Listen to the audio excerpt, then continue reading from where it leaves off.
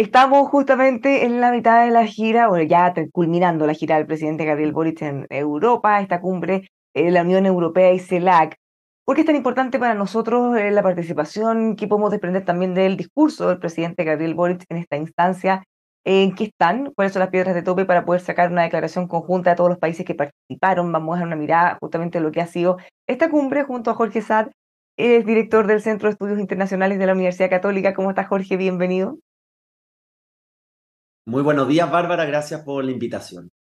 Pero démosle una mirada primero, ¿por qué es tan importante esta cumbre? Lo hemos hablado otras veces, pero es un lugar donde se pueden generar grandes acuerdos, cosas que se están generando de alguna manera.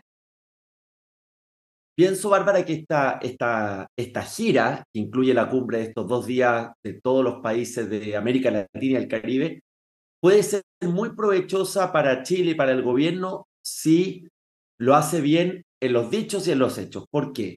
Porque la Unión Europea hoy día tiene sus intereses más alineados que nunca con América Latina y con Chile.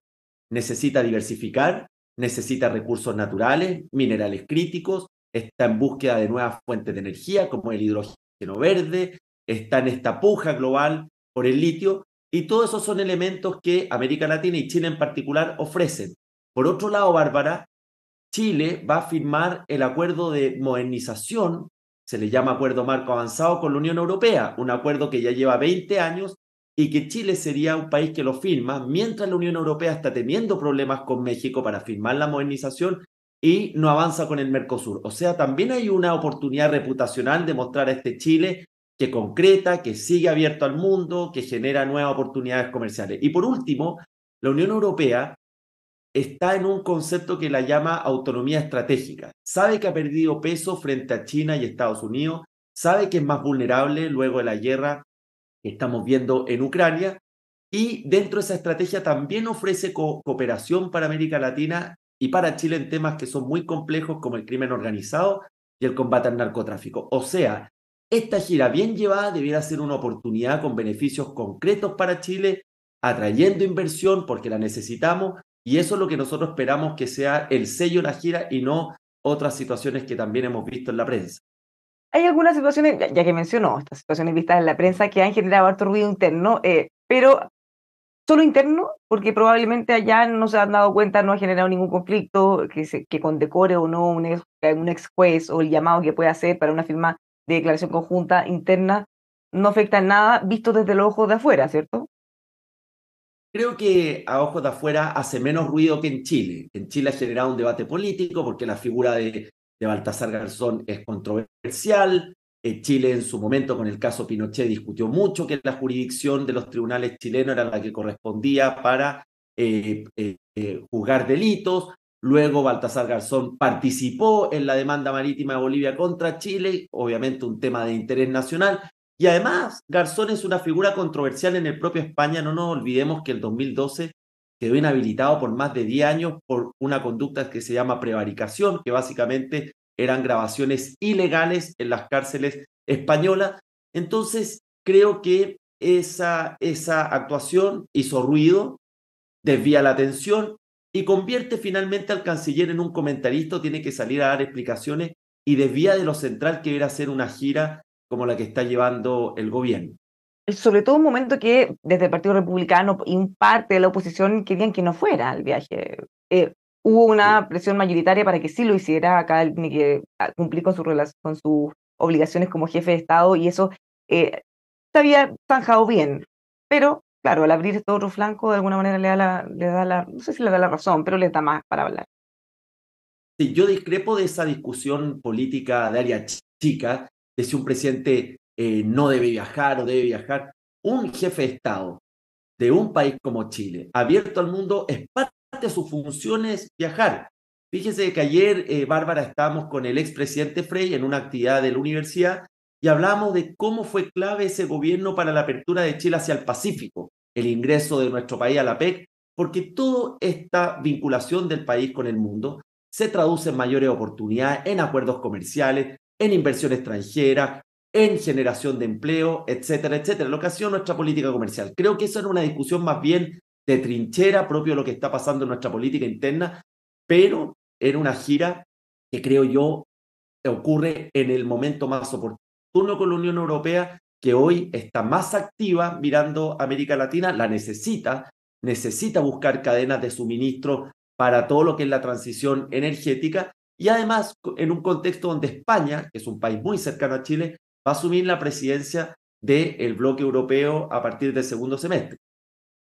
Mirando lo que fue el discurso del presidente Gabriel Boric, llamaron la atención varias cosas, tal como usted dice, él mencionaba la importancia y ojalá decía que se llegue a tratar de igual a igual, que se mire de otra forma a América Latina y el Caribe, y llamaba la atención lo fuerte y lo duro que fueron sus palabras contra los regímenes autoritarios, lo que ocurre en Venezuela, Nicaragua, asimismo como un punto que está trabando un acuerdo de una declaración de acuerdo es la condena fuerte y enérgica a la guerra imperialista, decía él, de Rusia contra Ucrania.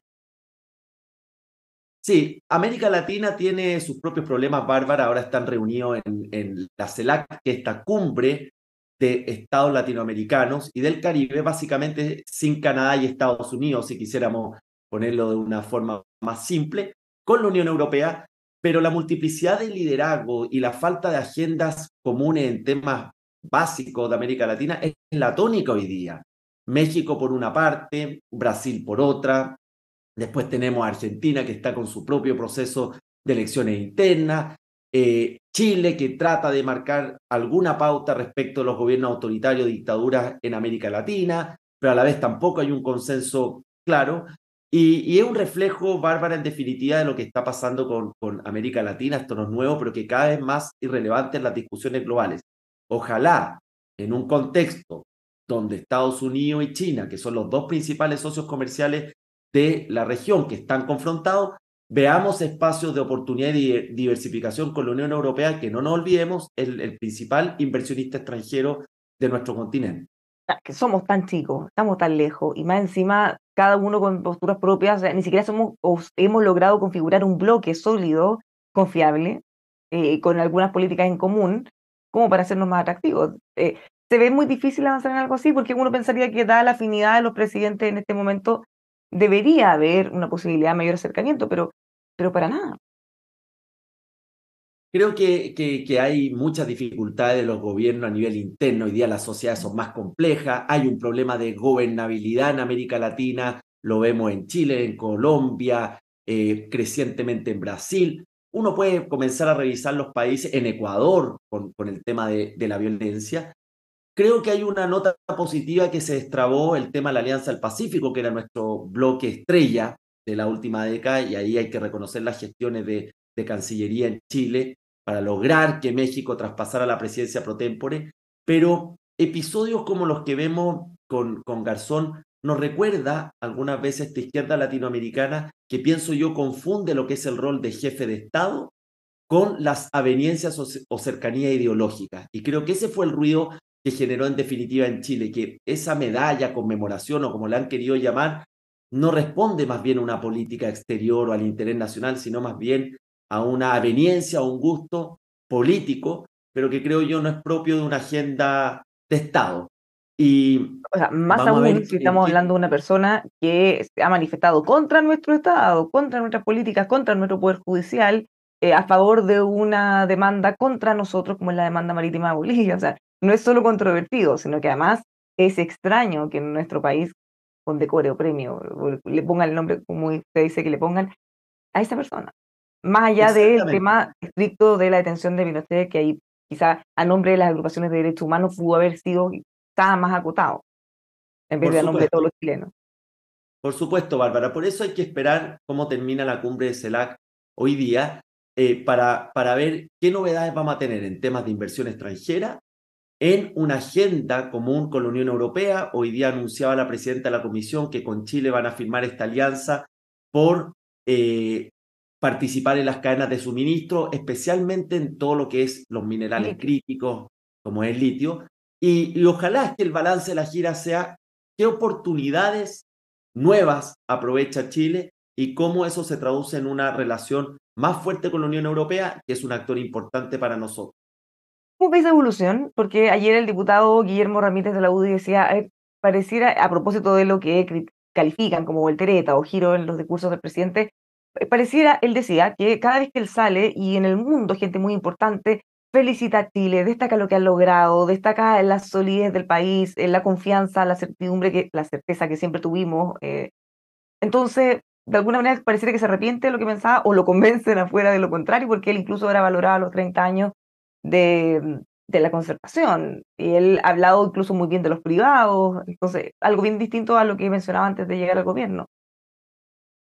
Pienso yo que al final es una señal de madurez, sea forzada o no, de una generación que despreció, creo yo, lo que construyó Chile en 30 años, que ha sido muy exitoso, donde hay principios clave, el Estado de Derecho, la política de Estado, la apertura económica chilena, lo atractivo que se convirtió Chile. Si tú hablas con la comunidad extranjera, Bárbara, la mayor parte destaca lo que ha construido Chile y le llama la atención lo que fue el proceso desde el 2019 a la fecha, como cómo Chile fue capaz de casi echar por la borda lo que ha construido.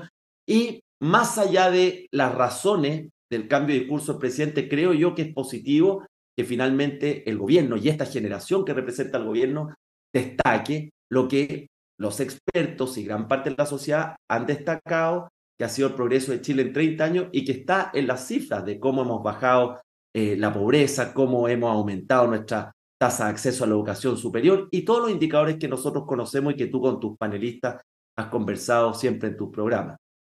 Bueno, hay un factor de tensión, de hecho hizo mención a esto el presidente Gabriel Boric en su discurso respecto, y hizo un llamado también a sus compañeros presidentes para que de una vez por todas pongan firmeza y se pongan de acuerdo en que hay que repudiar la invasión, esta guerra provocada por Rusia a Ucrania. ¿Cómo ve eso? ¿Dónde está la postura del presidente? Porque el presidente de Brasil había manifestado, es de los que más se niegan a ir en esa línea, defiende a Rusia. Sí, yo lo veo positivo, esa señal de liderazgo en el tema de la guerra, porque lo que ha mostrado América Latina es decir lo siguiente, nosotros no nos alineamos con ninguna de las grandes potencias frente al tema de la guerra. Pero eso en la práctica lo que ha significado es que las condenas han sido muy tibias. No nos olvidemos que en una de las primeras votaciones de la Asamblea General, países como Brasil, que tienen una relación más intensa con Rusia, se abstuvieron y finalmente terminan votando en contra. México también fue titubeante y Brasil con el presidente Lula, que yo creo que sigue pensando en un mundo de hace 20 años, y en 20 años ha cambiado bastante de lo que fue su primer gobierno, finalmente dio señales muy erráticas respecto de la guerra. En la guerra hay principios clave, está la integridad territorial, está la soberanía, está el no uso de la fuerza en las relaciones internacionales, son parte de la Carta de las Naciones Unidas y esos principios Chile los ha defendido históricamente, sean gobiernos de lado y lado, y creo en ese sentido que el llamado de atención de que América Latina sea más firme y más clara en la guerra es positivo. Ahora, ¿qué cosas pendientes quedan? Ya estamos en las últimas horas de esta cumbre y bueno, se va a acabar la gira también en materias internacionales. Sí, yo pienso, Bárbara, que las cosas que hay que dejar claras, que yo espero que no queden pendientes, es fijar definitivamente la fecha en que Chile va a firmar el acuerdo o esta modernización del acuerdo de asociación con la Unión Europea, que se enredó mucho en los últimos años entre que íbamos a revisar el capítulo de inversiones, luego temas legales, y que generó ruido. Por algo el representante de la Unión Europea, disculpa, vino a Chile con una delegación el año pasado. Eso para mí es una señal clara que tiene que quedar hoy día establecida. Y la segunda es, no solo en los dichos, sino en los hechos, Chile tiene que tener un discurso más claro de atracción a la inversión extranjera y sacarse estos prejuicios, esta atadura respecto de la importancia de que esta inversión nos apoye en el desarrollo de todo lo necesario para la transición energética. La inversión en el litio, lo que ocurre con el cobre, las energías renovables, el hidrógeno verde, que vemos grandes anuncios, pero que necesitamos más acciones concretas y más proyectos que comiencen a ponerse en movimiento. ¿Qué viene? ¿Qué viene después? Porque tenemos esta cumbre que, bueno, la estábamos esperando con ansia hace bastante tiempo. ¿Vemos otras cosas en el horizonte cercano? ¿Algunos otros hitos Sí, creo como que, este? sí, creo que en la agenda de Estado de Chile está el signo de pregunta, la visita de Chile a China. Entiendo que se ha postergado en algunas ocasiones por distintos motivos, pero ese también va a ser una visita presidencial muy importante. China es nuestro principal socio comercial, China hoy día está ejerciendo una diplomacia distinta a la del pasado y también está teniendo una creciente presencia en sectores estratégicos chilenos. Creo que esa visita es otro de los hitos que vamos a tener que mirar con mucha atención una vez que se concrete y se confirme esa visita. Muchísimas gracias, Jorge. Ya quedamos súper al día con estas materias. Vamos a ver si para la próxima seguimos conversando. Nos actualizamos. Que tenga buena semana. Muchas gracias, Bárbara, por la invitación y saludo a toda tu audiencia. Y muchas gracias. Los dejamos invitados a seguir informándose desde cerca de estas cosas que están ocurriendo, que son tan importantes para nuestro país, con nosotros en emol.com.